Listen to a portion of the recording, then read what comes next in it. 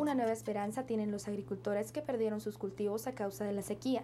Los pronósticos del INSIBUME apuntan que la época lluviosa seguirá con normalidad hasta octubre, dando la oportunidad que la segunda cosecha tenga mejores resultados que la primera. Las pérdidas de la primera cosecha empiezan a generar consecuencias, ya que los vendedores de granos básicos reportaron que el precio del quintal de frijol incrementó 150 quetzales en la última semana.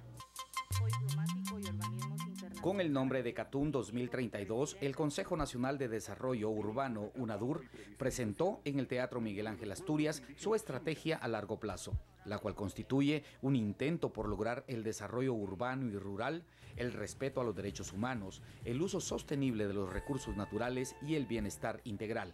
El plan establece metas, resultados y líneas de acción que el país debería implementar en los próximos 18 años. Encuentro por Guatemala, Unión Democrática, Libertador Progresista, Todos y Socialdemócrata Guatemalteco son los 5 partidos que podrían ser suspendidos por el Tribunal Supremo Electoral en los próximos días. De 28 organizaciones partidistas vigentes en el país, solo estas 5 no enviaron su informe financiero. Los que se salvaron de la sanción fueron los partidos Victoria, Viva Fuerza, Movimiento Reformador, Unión del Cambio Nacional y el Frente de Convergencia Nacional. 8 coyotes, una mujer y 7 hombres indicados por el Ministerio Público por el tráfico ilegal de personas estuvieron en la primera declaración. La denuncia fue planteada por la Embajada norteamericana. El Ministerio Público le dio un seguimiento desde noviembre de 2013 a los supuestos coyotes que cobraban entre 45 y 48 mil quetzales por el traslado y realizaban viajes cada 10 días de grupos entre 20 y 30 migrantes. Fueron detenidos hace 8 días en Quetzaltenango en 10 allanamientos. Se encontró dinero y tarjetas que promovían viajar hacia los Estados Unidos. La tradición de la feria de Jocotenango volvió de nuevo a llevar alegría y distracción a miles de capitalinos que llegaron hasta el Hipódromo del Norte para disfrutar de los juegos mecánicos, pero también de las distintas comidas chapinas que ofrecen en este lugar. Como siempre, el parqueo se ha convertido en un dolor de cabeza para los visitantes, aunque vale la pena el esfuerzo ante el disfrute que tiene esta tradicional feria cantonal. Vaya, está en la cumbia de la tortilla. Guatemala. Uno piensa que el infierno de los indocumentados hacia Estados Unidos empieza en México y hoy un informe de la Procuraduría de los Derechos Humanos nos informa que no. El terror se inicia en suelo guatemalteco. En los últimos meses, el tema de la niñez y adolescencia que decide viajar de manera ilegal a Estados Unidos ha acaparado los titulares de los medios de comunicación radial, impreso y televisivo.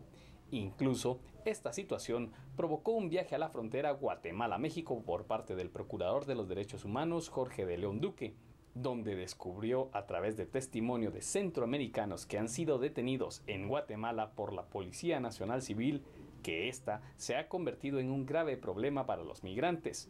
El Salvador y Honduras buscan una nueva forma de vida y se encuentran con una terrible realidad al llegar a Guatemala. Los abusos de los policías guatemaltecos en contubernio con choferes de buses extraurbanos ha sido hecho público por el procurador, ya que exigen dinero a quienes van hacia México buscando pasar luego a suelo estadounidense. Las tarifas del pasaje, incluso de viaje, cambian de acuerdo a la nacionalidad del migrante. Para los guatemaltecos es de alrededor de 500 quetzales y 800 para salvadoreños y hondureños.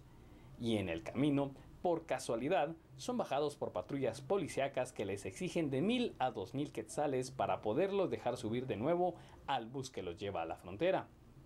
Estos hechos han sido puestos en conocimiento del ministro de Gobernación, que ha ordenado una investigación y prometió capturar a los elementos de la institución policíaca que han caído en actos delincuenciales y que se han organizado con los choferes de los buses para extorsionar y estafar a quienes buscan viajar hacia Estados Unidos. Los migrantes centroamericanos pasan de las cenizas a las brasas cuando llegan a suelo mexicano, donde el sueño de una vida mejor se convierte en una pesadilla al caer en manos de la policía y el ejército de ese país, o bien de los grupos de narcotraficantes que abusan de hombres y mujeres. El resultado son las violaciones sexuales, los abusos físicos, el robo del poco dinero y de sus pertenencias, y luego el riesgo de que pueden perder hasta la vida. Este es el resultado de un terrible viaje de aquellos que salen de sus países huyendo de una vida de pobreza y de pocas oportunidades de trabajo y terminan viviendo la peor experiencia de sus vidas, donde algunos las pueden contar, porque otros terminan bajo tierra, donde jamás serán encontrados.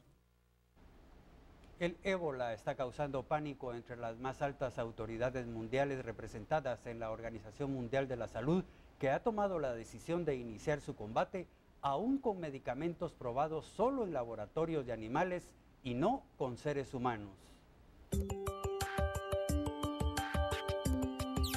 La nueva pandemia que está afectando a África Occidental mantiene al mundo en vilo. Esta semana la Organización Mundial de la Salud tomó la decisión de aprobar el uso de tratamientos experimentales en las víctimas del ébola, al darse cuenta que el brote no se detiene y por el contrario aumenta. En la OMS existe el llamado Comité de Ética que vela porque los medicamentos a utilizar han sido ya aprobados en laboratorio, pero ante el auge del ébola y porque las medidas implementarias de la prevención en la infección, control de los casos y seguimiento de los casos no están funcionando, las máximas autoridades de la OMS informaron que el 8 de agosto al 11, el número de infectados pasó de 1.777 a 1.848, o sea 69 casos más, y que el número de fallecidos pasó de 961 a 1.013, o sea sumó 52 casos.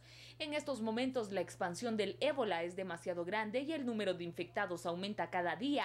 En Europa, la primera víctima mortal ha sido el sacerdote español Miguel Pajares, mientras que 2 estadounidenses siguen con vida en Estados Unidos. Luego de llegar de África con el virus, ante la gravedad de la situación, la OMS decidió pasar de los ensayos al uso masivo de los medicamentos, pasando por encima de sus propios reglamentos. Hacerlo no solo es ético, es casi un imperativo moral, dijo uno de los responsables de la OMS, en las circunstancias particulares de este brote y si se cumplen ciertas condiciones. El comité consensuó que es ético ofrecer intervenciones cuya eficacia no está comprobada y con efectos secundarios todavía desconocidos, como potencial tratamiento o prevención, según la declaración difundida por la OMS, tras afirmar que en los últimos años ha habido resultados prometedores en ensayos en laboratorios y animales de medicamentos contra el ébola. Han admitido que estos todavía no han sido evaluados en términos de seguridad y de eficacia en seres humanos, que es el primer paso del proceso para una comercialización estándar. Además, el comité insiste en que al suministrar cualquiera de estos fármacos se aproveche para recopilar toda información científica relevante. Los edificios públicos deben ser accesibles para todos los nacionales y extranjeros, pero para las personas con discapacidad son contados los que cumplen con esta obligación del Estado y que les permite movilizarse con libertad. La poca accesibilidad en los edificios públicos incurre en un delito de discriminación tipificado en el Código Penal. Y en el caso de la Torre de Tribunales, un edificio en el que se busca dar justicia a los guatemaltecos, este sitio no figura entre los edificios que proporcionan un espacio físico para las personas con discapacidad, explicó Rafael Caña, jefe de comunicación de CONADI, ya que debe facilitar la movilidad para todos. En este caso, a los que se les facilita son a las personas con discapacidad visual, ya que los ascensores proporcionan escritura braille y un sonido que les permite contar los niveles. Aunque tiene ajustes razonables, no logra proporcionar movilidad para una persona en silla de ruedas, ya que los espacios son pequeños, así como los baños. En Guatemala, uno de los edificios que cumple con estas exigencias es el Ministerio Público ubicado en Gerona. El robo de un programa que permite acceder a la base de datos de RENAP hizo que los partidos representados en el Congreso hablaran estos días de un posible fraude electoral.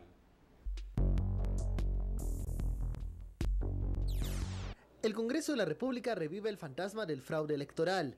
El supuesto robo de un software para leer la información del chip del DPI puso en alerta a los partidos políticos, que ven en la sustracción del programa una posible estrategia para duplicar votantes.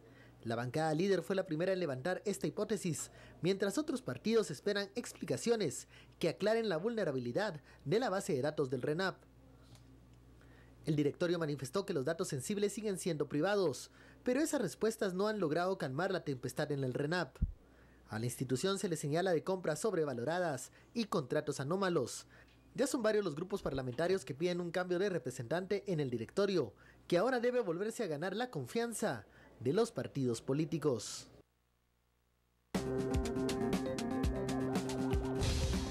Vamos con los anunciantes y regresaremos con un resumen de las inolvidables de la semana.